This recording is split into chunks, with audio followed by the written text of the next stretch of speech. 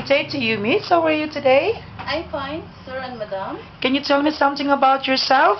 My name is Aisa Samuntanis, married, 25 years old, blessed with one child, and I work as a domestic helper in Philippines for 2 years, and I serve good for my future employer.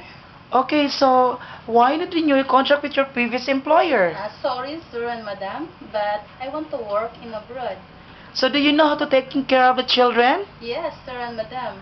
How about taking care of naughty children? Yes, I am also. I can handle it. Okay, for you, what is the most important in taking care of the children or a baby? The most important things to taking care of the baby is their safety and eating.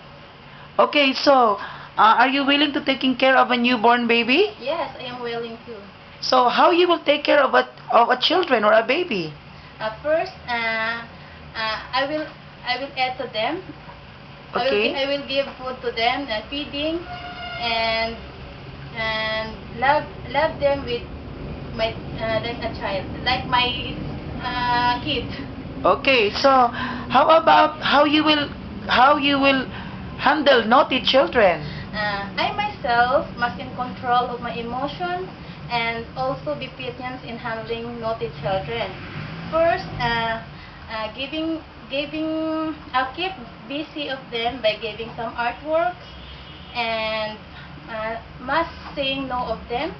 Never scream and pretend, and talk to them with eye contact and play with them. Okay, so do you know nursery rhymes? Yes, I know. Okay, can you sing it for us now?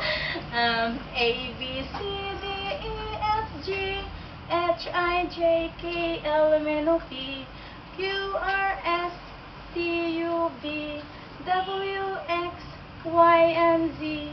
Now I know my ABC. Tell me what your... Okay, that's nice, Miss. So, what is your last message to your future employer? My last message to my future employer is if you hired me, I will do my best to capture my raw talent, and I'm hardworking and I'm Okay. hardworking and honest. Okay, so thank you very much and hope to see you soon in Singapore. Thank you, and thank you for the interview, and God bless.